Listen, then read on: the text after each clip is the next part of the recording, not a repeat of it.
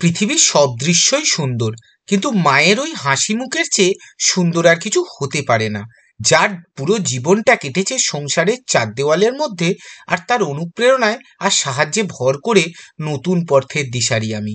আমার সবচেয়ে প্রিয় মানুষ আমার মা। তাকেই বিদায় জানিয়ে আমরা চললাম আজকে বাড়ির থেকে বেরিয়ে হাওড়া স্টেশনের পথে।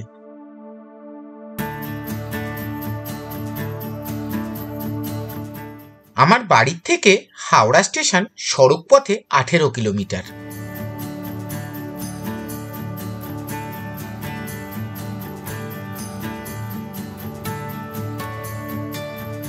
দুপুর 2টোর সময় বেরিয়ে স্টেশন পৌঁছতে লাগলো 3:15 নাগাদ।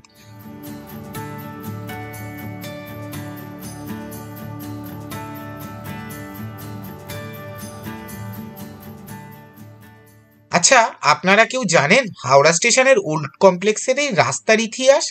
যদি জানা থাকে জানাবেন কমেন্ট বক্সে। না হলে কখনো গল্প হবে হাওড়া স্টেশনের ইতিহাস নিয়ে, কোনো এক ব্লগে, কোনো এক পর্বে, কোনো এক যাত্রায়। চা খেয়ে একটু গল্পগুজব করতে করতেই দলের বাকি সদস্যরা এসে পৌঁছলো হাওড়া স্টেশনে। বিকেল 3:25 নাগাদ অ্যানাউন্স হলো আমাদের ট্রেন 12-301 হাওড়া নিউ দিল্লি রাজধানী এক্সপ্রেস ভায়া গয়া ডাউন 9 নম্বর প্ল্যাটফর্ম থেকে আমাদের ট্রেন বিকেল 4:50 অর্থাৎ 16:50 ছেড়ে যাবে ভারতের রাজধানী দিল্লির উদ্দেশ্যে। 12301 রাজধানী এক্সপ্রেস যাত্রা শুরু করে 1969 সালে। এই নিয়ে বিস্তারে আসবো আরেকটু পরে। তবে 1925 সালে তৈরি হওয়া হাওড়া টিকিয়াপাড়া ডিভিশনের কোচ ডিপোট তার 100 বছরের সেন্টিনারি জুবলি পালন করছে। তারই 100 বছরের পোস্টার এটি। ভুল করে রাজধানীর 100 বছর ধরে বসবেন না যেন। যেহেতু ভারতবর্ষের প্রথম প্রিমিয়াম ট্রেন, তাই তার যাত্রাও বেশ প্রিমিয়াম হবে আশা করি। চলুন রাজধানীতে যেতে যেতে আপনাদেরকে রাজধানীর ইতিহাস এবং তার সাথে জুড়ে থাকা বেশ কিছু গল্প আপনাদেরকে বলবো। কেমন লাগলো আপনাদের, আপনারা জানাবেন।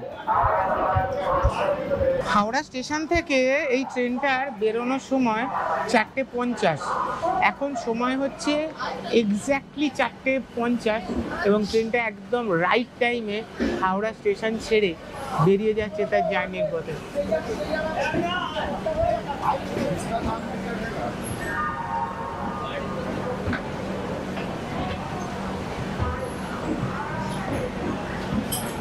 রাজধানীর যাত্রা তো আমাদের শুরু হলো, কিন্তু রাজধানীতে যেতে যেতে চলুন রাজধানীর ইতিহাসটা আমরা একটু জেনে নিই।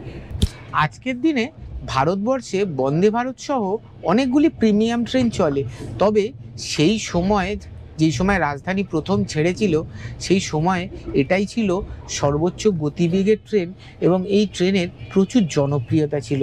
তবে একটা কথা বলতে পারি, আজকেও 2025 সালেও এই ট্রেনের গরিমা একটুও ক্ষুণ্ণ হয়নি। আর এই ট্রেনটি 1451 কিলোমিটার যাত্রা পূর্ণ করতে সময় নেয় 17 ঘন্টার মতো। 1960 সালে ভারতবর্ষের সর্বসাধারণের জন্য যখন বিমান ব্যবস্থা আয়ত্তের বাইরে ছিল, তখন যোগাযোগের মাধ্যমকে দ্রুততর করার জন্য উদ্যোগী হয় ভারতীয় রেলওয়ে। নিউ দিল্লি থেকে হাওড়া তথা কলকাতা জুড়ে দেওয়ার জন্য দ্রুতগামী এবং কম সময়ের ট্রেনের প্রয়োজন হয়ে পড়ে। 1 মার্চ 1969 প্রথম রাজধানী দিল্লির 10 নম্বর প্ল্যাটফর্ম থেকে ছেড়ে হাওড়া এসে ঢোকে হাওড়ার 8 নম্বর প্ল্যাটফর্মে। এবং যতদিন ধরে রাজধানী চলছে, প্রায় মোস্টলি সব দিনই রাজধানী এই 8 নম্বর প্ল্যাটফর্ম থেকেই ছাড়ে। কখনো কখনো লাইনের অভাবের জন্য 9 বা 10 থেকেও ছাড়া হয়। 170 বছর আগে যখন রাজধানী চালু হয়েছিল, তখন রাজধানীর ফার্স্ট এসির ভাড়া কত ছিল জানেন? 280 টাকা।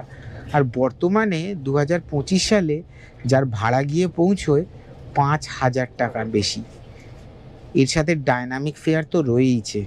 আর প্রথম যে রাজধানী চলেছিল, সেই রাজধানীতে ছিল একটা ফার্স্ট এসি, একটা প্যান্ট্রি কার, একটা লাউঞ্জ, 4টে এসি চেয়ার কার আর 2টি জেনারেটর ভ্যান। আজকের দিনের মতো first AC, second AC, third AC তখনকার রাজধানীতে ছিল না। তখন রাজধানীর যাত্রাটা ছিল একটু অন্যরকম। সময়ের সাথে সাথে 1971 সাল নাগাদ রাজধানীর গতিও কিন্তু বেশ খানিকটা বৃদ্ধি পায়। যেখানে আগের পুরনো ইঞ্জিন ঘন্টায় 120 কিলোমিটার বেগে সর্বোচ্চ চলতে পারত ডিজেল ইঞ্জিনটি, সেখানে ডাব্লিউএপি অর্থাৎ ইলেকট্রিক আর ডিজেল লোকোমোটিভের কম্বিনেশন আসার পরে রাজধানীর গতি বেড়ে পৌঁছয় 130 কিলোমিটারের মতো। ফলে যাত্রাপথের সময় প্রায় 25 মিনিট করে কম হয়ে যায়। আমাদের ট্রেন সবে ছেড়ে একটু এগিয়েছে, 10-15 মিনিটের জার্নি হয়েছে।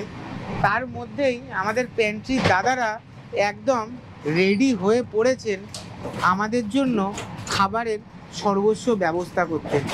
আমরা ওঠার সাথে সাথেই ট্রেন তো ছেড়ে দিল, তাই চলুন আস্তে আস্তে এই ট্রেনের অ্যামিনিটিসগুলো একটু দেখে নিই আমরা। ট্রেনের টয়লেটটা বেশ ভালোই, এখনো পর্যন্ত কোনো বাজে স্মেল নেই। ইনফ্যাক্ট এনারা বারবার স্যানিটাইজ করে যাচ্ছেন এবং একটি স্যানিটাইজারের গন্ধ।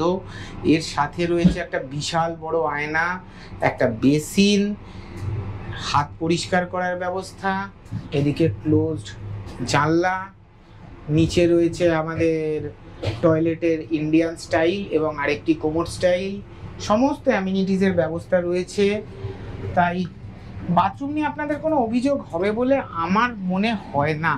এনারা বারবার বাথরুমটাকে ক্লিনও করছেন এবং বাথরুমটাকে বেশ ভালো পরিষ্কার রেখেছেন। আপনারা রাজধানী সহ আর যে কোনো ট্রেনে যাত্রা করুন, আপনারা দেখতে পাবেন এই স্টিকারগুলি। এর মধ্যে রেলের সমস্ত হেল্পলাইন নম্বরগুলি দেওয়া আছে এবং এর সাহায্যে আপনারা যে কোনো রকম রেলওয়েজের এক্সট্রা সার্ভিস পেতে পারেন। আর এই ঘুরে ঘুরে ব্লগ করতে করতেই দিয়ে গেল আমাদের বিকালে স্ন্যাক্স। চলুন দেখি বিকালে স্ন্যাক্সে কি কি দিয়েছে আমাদেরকে। আমাদের খাবারের মধ্যে দিয়েছে একটা স্যান্ডউইচ, একটা বাদাম চাক, একটা ডায়েট মিক্সচার, এর সাথে দিয়েছে একটা আসামের স্পেশাল চা, সাথে রেগুলারের রেলের টিকিট, এর সাথে একটা নোভার দুধ, সাথে রয়েছে একটা টমেটো কেচাপ, আর এইটা হচ্ছে নতুনভাবে প্যাকিং করা কচুরি। আমি এর আগে যতবারই ট্রেনে যাত্রা করেছি, সে ফার্স্ট এসি হোক, সেকেন্ড এসি হোক বা থার্ড এসি হোক, এই রকমভাবে ভিকারামের কচুরি প্যাকিং করা আমি পাইনি, এই প্রথমবার পেলাম। চলুন দেখি খাবারগুলো কেমন। সত্যি কথা বলতে কিছুদিন ধরে কিছু ব্লগারের পোস্ট দেখছিলাম রাজধানীর খাবার নাকি খারাপ হয়ে গেছে, কিন্তু বিশ্বাস করুন আমি এই স্যান্ডউইচটা খাচ্ছিলাম, খেতে খেতে দেখলাম আগের স্যান্ডউইচের থেকে এখনকার স্যান্ডউইচ অনেকটাই বেটার। আর বলতে বলতেই আমাদের চায়ের জন্য গরম জল দিয়ে গেল। মানে এটা ট্রেন জার্নি না জামাই আদর, সত্যি ভাবতে হবে। 206 কিলোমিটারের জার্নি শেষ করে আমাদের ট্রেন এখন চলে এসেছে আসানসোল জংশন। আসানসোলের স্টেশন কোড ASN। আমাদের এখানে ট্রেন পৌঁছানোর সময় ছিল 18:47, মানে সন্ধ্যে 6:47, আর ছেড়ে যাওয়ার সময় 6:49, মানে বিকালবেলা। জৈন ধর্মের 12তম তীর্থঙ্কর ভগবান বাসুর এখানে একটি মন্দির রয়েছে। এছাড়াও আপনারা যারা এই আসানসোল থেকে দেখছেন, কমেন্ট বক্সে গিয়ে জানান যদি আমরা কখনো আসানসোল ঘুরতে আসি তাহলে এই কয়েকটা জায়গা ছাড়া আর কোথায় কি দেখতে পারি। কিছুক্ষণ পরেই আমরা এসে পৌঁছলাম ধানবাদ স্টেশনে। আসুন ধানবাদ সম্পর্কে কিছু কথা আমরা জেনে নিই। আমরা এসে পৌঁছে গেছি ধানবাদ স্টেশনে। ধানবাদের স্টেশন কোড DHM। 577 স্কোয়ার কিলোমিটারের এই ছোট্ট শহরের মধ্যে চারদিকে ঘিরে রয়েছে কয়লার খনি। এখানে প্রায় 112টার মতো কয়লার খাদান রয়েছে। এছাড়াও এই ডিভিশনের রেলওয়ে ভারতবর্ষে সবচেয়ে বেশি ইনকাম জেনারেট করা রেলওয়ে ডিভিশন। তার কারণ আপনারা জানেন, কয়লা এবং খনিজ সামগ্রীর চালান। এছাড়াও ধানবাদ শহর আর কি কারণে বিখ্যাত যদি আপনারা জেনে থাকেন তাহলে দয়া করে কমেন্ট বক্সে গিয়ে কমেন্ট করুন। ধানবাদ ছেড়ে যাওয়ার পরেই সার্ভ হলো ডিনার। আমাদের খাবারের মধ্যে দিয়েছে রাইস, ডাল, আলু আর পটল ভাজা, সাথে চিকেন, আর এই হচ্ছে রুটি, তার সাথে রয়েছে দই, আইসক্রিম। খাওয়া দাওয়ার বেশ রাজকীয়। চলুন খাওয়া দাওয়াটা শেষ করি, তারপর আপনাদেরকে জানাই খাওয়া দাওয়াটা কেমন লাগলো। আমরা খাওয়া দাওয়া পর্ব শেষ করলাম। খাবার দাবারের টেস্ট অসাধারণ ছিল। জানি না অনেকে রাজধানীর খাবার নিয়ে অভিযোগ করেন, হয়তো খারাপ খাবার পান বলে অভিযোগ করেন, কিন্তু বিশ্বাস করুন আজকে আমরা খাবারটা খেলাম, খাবার যেমন টাটকা গরম, তার সাথে তার টেস্ট জাস্ট বলতে হবে না যে এটা রাজধানীর প্রিমিয়াম খাবার, এবং খাবারের স্বাদও অসাধারণ ছিল। আমরা চলে এসেছি এখন গয়া জংশনে। গয়া জংশন একটা জংশন স্টেশন, এখান থেকে দিল্লির মেন লাইন আলাদা হয়, আবার পাটনা দিয়ে আরেকটি লাইন আলাদা হয়ে বেরিয়ে যায়। তো এই গয়া জংশন খুব ইম্পর্টেন্ট স্টেশন উত্তরপ্রদেশ এবং বিহার এই সংযোগস্থলে। আর গয়া কেন বিখ্যাত সেটা নিশ্চয়ই আপনাদেরকে বলতে হবে না। গয়া হিন্দু এবং বৌদ্ধদের প্রধান তীর্থক্ষেত্র। হিন্দুদের কেউ মারা গেলে তার শ্রাদ্ধ শান্তির জন্য, আর বৌদ্ধদের তো জানেনই বুদ্ধদেবের বোধিস্থান, বোধিবৃক্ষ সবটাই গয়াতে আছে। যখন আমরা গয়ার ট্যুর করতে আসব, আপনারা জানান আপনারা কে কে গয়ার ট্যুর দেখতে চান, তখন নিশ্চয়ই গয়ার সম্পর্কে ইন ডিটেলে আপনাদেরকে বলবো। আমাদেরকে সকালবেলা ঘুম থেকে তুলে ব্রেকফাস্ট দিয়ে গেলেন ট্রেনে। ট্রেনের ব্রেকফাস্ট করার পরে আমরা একটু রেস্ট করছি, করতে করতেই আমরা দেখলাম গাজিয়াবাদ ঢুকে গেছে, তার মানে দিল্লি আব দূর নেই। তো চলুন দিল্লিতে গিয়ে নামবো, আর তারপরে আমাদের ট্রিপটা মেনলি স্টার্ট হবে। আমরা এসে নেমে পড়েছি দিল্লি স্টেশনে, মানে নিউ দিল্লি স্টেশনে। নিউ দিল্লি নিয়ে কিছু বলার নেই, ভারতের রাজধানী, মানে কলকাতার পরে ভারতের রাজধানী নিউ দিল্লি।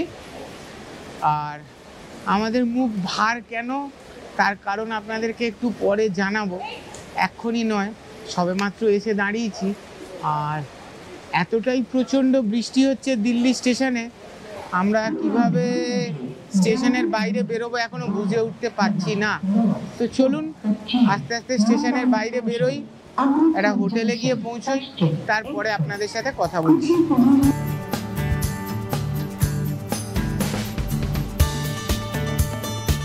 আমরা এসে স্টে করেছিলাম দিল্লির একটা হোটেলে। এই হোটেলটা দিল্লির ঠিক চার্চের পাশেই, মানে কাশ্মীরি গেটে যে চার্চ আছে তার পাশেই এই হোটেলটার নাম দি চার্চ হোটেল। তো সরি, দি চার্চ ভিউ হোটেল। হোটেলটা মোটামুটি ভালোই। আমাদের একবেলার জন্য 4 বেডের রুমের ভাড়া পড়েছিল 1600 টাকার মতো। তো আপনারা একটু বার্গেন করতে পারেন, তাহলে ভাড়াটা আপনারা ইচ্ছা মতো কমাতে পারবেন। আর দ্বিতীয় কথা হচ্ছে আজকের জার্নি শুরু করছি আমরা বাসে, মানালি অবধি যাব আমরা দিল্লি থেকে বাসে। চলুন আপনাদের সাথে দেখা হচ্ছে কাশ্মীরি গেটে। আমরা যখন দিল্লি স্টেশনে নামছিলাম তখন কোনো এক অজানা কারণে আমাদের যে বাস বুক করা ছিল রেড বাসের থ্রু, সেই বাসের মেসেজ আসলো যে বাসটি আর যাবে না। আর সে বাসটি না যাওয়ার জন্য আমাদের টিকিটগুলো ক্যান্সেল হয়ে গেল। এদিকে আমরা দিল্লিতে এসে রাজধানী থেকে নামছি, তার মানে আপনারা অবস্থা বুঝতে পারছেন তো, দিল্লি পৌঁছে গেছি কিন্তু আগে যাওয়ার কোনো অপশান নেই নাকি। তারপরে আমরা জানতে পারলাম বাসটি খারাপ হয়েছে বলে বাসটি ক্যান্সেল হয়েছে। আর এখন আমরা আইএসবিটির পথে এগিয়ে চলেছি আমাদের পরবর্তী বাস ধরবার জন্য। চলুন দেখি আমরা কোন বাস পাই আইএসবিটি থেকে আর কোন বাসে করে এগিয়ে চলি। আমরা এসে পৌঁছলাম দিল্লির আইএসবিটি কাশ্মীরি গেট বাস টার্মিনাসে। আমরা প্রবেশ করে গেছি আইএসবিটি কাশ্মীরি গেটে। আর আপনাদেরকে যদি দেখাই, এখানে সমস্ত রকম পরিবহনের পর কাউন্টারগুলো রয়েছে, আপনারা দেখতে পাবেন। আমরা লিফটে করে আইএসবিটির একদম বাস সেকশানে চলে আসলাম। এটা গ্রাউন্ড ফ্লোরে, আর আমাদের এন্ট্রিটা হয় এবং চেকিংটা হয় ফার্স্ট ফ্লোরে। তো চলুন এবার আস্তে আস্তে আমরা বাসের দিকে এগিয়ে যাই, দেখি আমাদের বাস। এইখানে পরপর সমস্ত কোম্পানির বাসগুলো লাইন দিয়ে দেওয়া আছে এবং র্যাম্পগুলোর নাম্বার লেখা আছে সুন্দর করে। তো আপনারা যারা এখান থেকে বাস ধরবেন কোনো রকম অসুবিধার মধ্যে কিন্তু আপনারা পড়বেন বলে আমার মনে হয় না। এইখানে দাঁড়িয়ে আছে রিও বাস প্রোয়ের একটা মানালির বাস, এই বাসটাও খুব সুন্দর। আর এই দিকে দাঁড়িয়ে আছে আমাদের রামদালালের একটা বাস, এই বাসটাও বেশ ভালো। বিভিন্ন রকম রাষ্ট্রীয় পরিবহনের বাসও এখানে চলে, অর্থাৎ সরকারি বাস যেগুলো লং রুটে চলে সেগুলো কিন্তু এখান থেকে চলে। অবশেষে রামদালাল হলিডেজের এই সুসজ্জিত ভলভো 9600 বিলাসবহুল বাসটি চলে আসলো। আমাদের বাস এসে গেছে, তার এন্ট্রি আপনাদেরকে দেখালাম। এই আমাদের বাস এখন লোডিং হচ্ছে।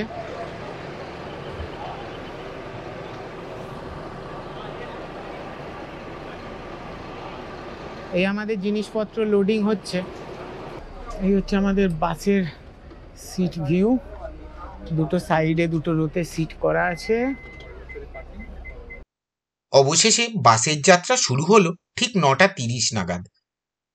NH-44 আর NH-5 ধরে আমাদের বাস আম্বালা, চণ্ডীগড়, বিলাসপুর, মান্ডি, কুল্লু হয়ে পৌঁছবে মানালি। সময় লাগবে প্রায় 12 থেকে 14 ঘন্টার মতো।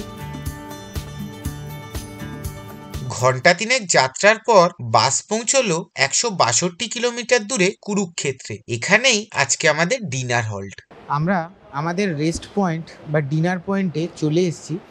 রামদালাল হলিডেজের এই জায়গাটা চুজ করে, আর এই রেস্টুরেন্টটাও বেশ ফাঁকা ফাঁকা এবং সুন্দর, কিন্তু খাবার দাবার এখানে ভেজ পাওয়া যায়, তাই ভেজ খেতে যাদের অসুবিধা নেই তারা আরামসে এই জায়গাটাকে চয়েস করতে পারেন। রাতের ডিনারে ছিল বাটার দেওয়া তন্দুরি রুটি, সাথে স্যালাড, ডাল মাখানি আর কড়াই পনির। খাওয়া দাওয়ার পরে বাসে ক্লান্ত শরীর এলিয়ে দিলাম নরম সিটে। যখন ঘুম ভাঙলো তখন মানালি বাস স্ট্যান্ডে ঢোকার আগে ডাকাডাকি জ্বলছে। ঘুম ভেঙে দেখি সহচালক বললেন প্রায় আধ ঘন্টা বাকি মানালি প্রবেশ করতে আমাদের। তারপর ঘুম ভাঙা চোখে যা দেখলাম যেন আবার এক স্বপ্নের জগতে প্রবেশ করার মতো। পাহাড়ের রানী যদি সিমলা এবং দার্জিলিংকে বলা হয়, তাহলে মানালি হলো পাহাড়ের রাজকন্যা। যদি ভিডিওটি ভালো লাগে দয়া করে একটি লাইক দেবেন ভিডিওটিতে। মানালি, হামতা পাস সহ ঘুরে বেড়ানোর অন্যান্য ভিডিও দেখতে আমাদের চ্যানেল ডিসকভার শিবাকে সাবস্ক্রাইব করুন।